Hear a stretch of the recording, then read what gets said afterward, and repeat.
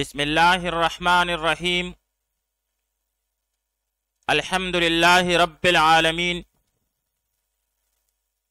والعاقبۃ للمتقین والصلاة والسلام علی خیر خلقہ محمد وآلہ واصحابہ اجمعین۔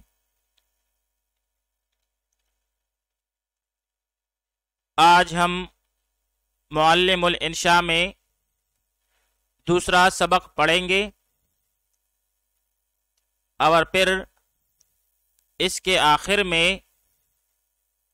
دیے گئے دو مشق حل کرنے کی کوشش کریں گے۔ الدرس الثانی، دوسرا سبق نکرہ اور معرفہ، اور پھر اس کے آخر میں التمرین الثانی والثالث، یعنی دوسرا اور تیسرا مشق ہے، اسے حل کریں گے۔ آئیے سبق کی طرف آگے بڑھتے ہیں۔ سب سے پہلے ہم نکرہ کی تعریف کریں گے۔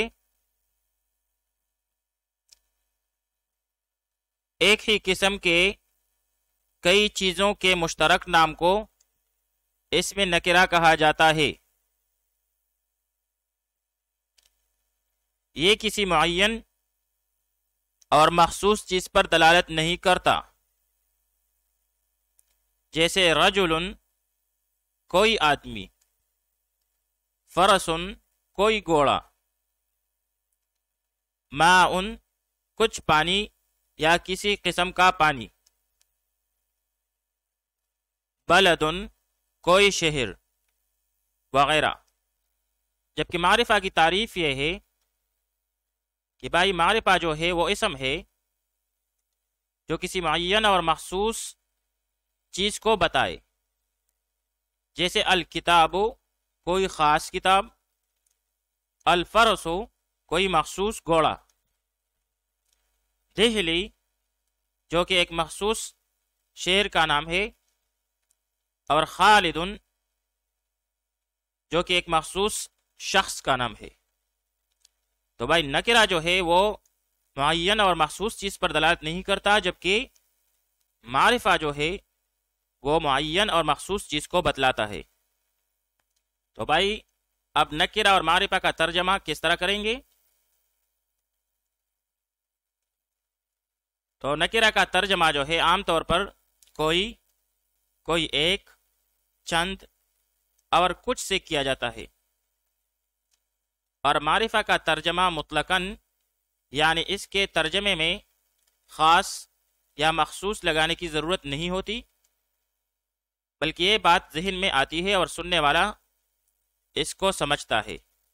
جیسے رجل بمعنی ایک مرد، الرجل بمعنی مرد،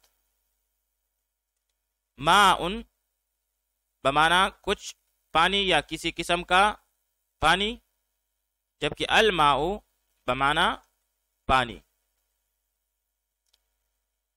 تو جو نکرہ ہے اس کے ترجمے میں کوئی ایک، چند اور کچھ وغیرہ کے الفاظ آتے ہیں، جبکہ معرفہ کا ترجمہ مطلقاً کیا جاتا ہے، یعنی اس کے ترجمے میں خاص یا مخصوص لگانے کی ضرورت نہیں ہوتی۔ معرفہ کی اقسام، تو بھائی معرفہ کی 7 قسمیں ہیں۔ پہلے قسم عالم ہے، جو کہ افراد، اشخاص اور شہر وغیرہ کے خصوصی نام جو مخصوص طور پر رکھ لیے جاتے ہیں انہیں عالم کہتے ہیں، جیسے خالد، محمود، دہلی، مکہ، مدینہ، مصر، عراق وغیرہ۔ دوسری قسم اس میں معرفہ کی وہ ہے معرف باللام، یعنی ہر وہ اسم جو الف لام کے ذریعے معرفہ بنا لیا جائے، جیسے البیت، الکتاب، الولد، الرسول وغیرہ۔ معرف باللام وہ ہے جو کہ الف لام کے ذریعے معرفہ بنا لیا گیا ہو۔ الف لام کو حرف تعریف کہا جاتا ہے، یعنی معرفہ بنانے والا حرف۔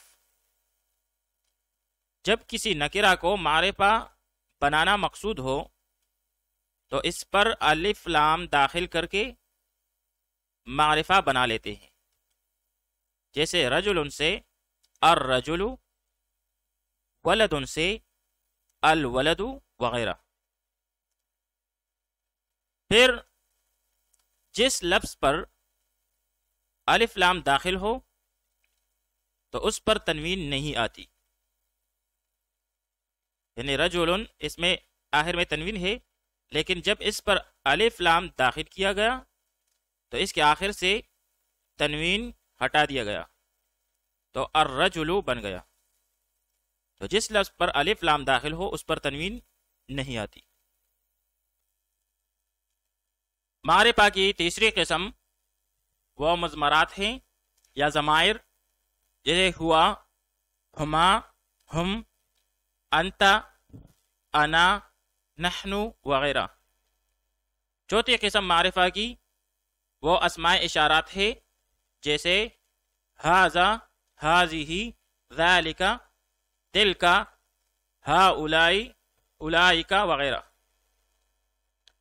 پانچویں قسم معرفہ کی وہ اسماء موصولات ہے، جیسے الذی، التی، الذین وغیرہ۔ اس میں معرفہ کی چھٹی قسم جو ہے وہ ہے مضاف الی المعرفہ،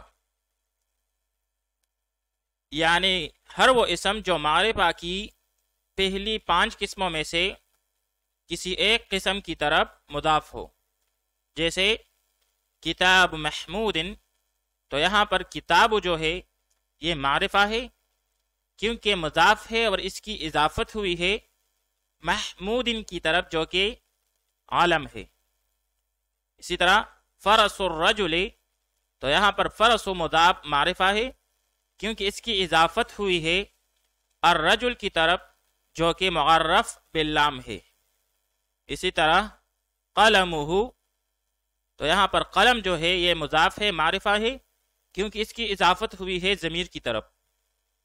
اسی طرح کتاب الذی جاء، تو یہاں پر کتاب اس کی اضافت ہوئی ہے الذی کی طرف جو کہ اسماء موصولات میں سے ہے، تو یہاں پر کتاب جو ہے یہ مضاف ہے اور معرفہ ہے۔ اسی طرح کتاب ھذا، تو یہاں پر کتاب ھذا، ھذا اسم اشارہ ہے اور اس کی طرف اضافت ہوئی ہے کتابوں کی، تو کتاب مضاف اور معرفہ ہے۔ 7ویں قسم معرفہ کی وہ منادا ہے، یعنی جس پر حرف ندا داخل ہو، جیسے یا رجل، یا ولد وغیرہ۔ آئیے اب مشق کو حل کرنے کی کوشش کرتے ہیں۔ التمرین الثانی، دوسرا مشق۔ سوال یہ ہے کہ بھائی اردو میں ترجمہ کرے، یعنی یہاں پر کچھ الفاظ دیے گئے ہیں تو اب ہم ان کا ترجمہ کریں گے نکرہ اور معرفہ کی رعایت کرتے ہوئے۔ القلم بمعنی قلم، کیونکہ معرف باللام ہے تو یہاں پر کوئی ایک چند وغیرہ کے الفاظ نہیں آئیں گے اور نہیں مخصوص خاص قسم کے الفاظ لکھیں گے، بلکہ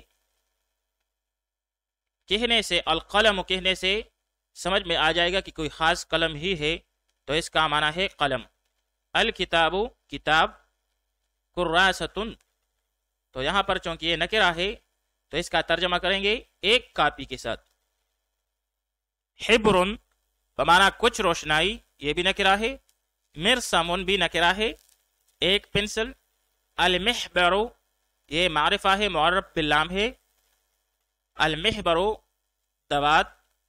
الصبورۃ تختہ سیاہ۔ البستان معرف باللام ہے، باغ۔ الشجرۃ معرف باللام ہے، درخت۔ غصن نکرہ ہے، ایک ٹہنی۔ الورق معرفہ ہے، پتا یا کاغذ کو کہتے ہیں. الزہر معرف باللام ہے پھول. الثمر معرف باللام ہے پھل. فاکہۃ نکرہ ہے ایک میوہ. بیت نکرہ ہے ایک گھر. السقف معرف باللام ہے چھت. الباب معرف باللام ہے دروازہ.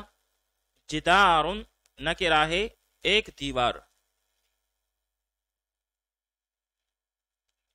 المفتاح معرف باللام ہے چابی کو کہتے ہیں. قفل نکرہ ہے ایک تالا. الشباک معرف باللام ہے کھڑکی کو کہتے ہیں. الاب باپ. الاخ بھائی. الاستاذ استاذ.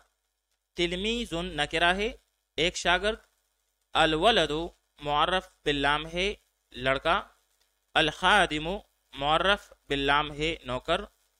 البنت معرف باللام ہے بیٹی کو کہتے ہیں. التمرین الثالث تیسرا مشق. سوال یہ ہے کہ بائی دی گئے کلمات کا عربی میں ترجمہ کریں. چاند. چاند تو اس کا ترجمہ ہم کریں گے معرفہ کے ساتھ. القمر ستارہ. النجم سورج. الشمس آسمان. السماء زمین. الارض بادل. الغیم ہوا. الریح دریا. النہر پہاڑ. الجبل جنگل. الغابۃ آگ. النار پانی. الماء دھواں. الدخان روشنی اور تاریکی. النور والظلمت بارش اور شبنم. المطر والطل میز. الطاولۃ ایک تپائی. تو اب یہاں پر نکرہ کے ساتھ اس کا ترجمہ کریں گے. طاولۃ کوئی کرسی. یہاں پر بھی نکرہ کے ساتھ اس کا ترجمہ کریں گے کرسی.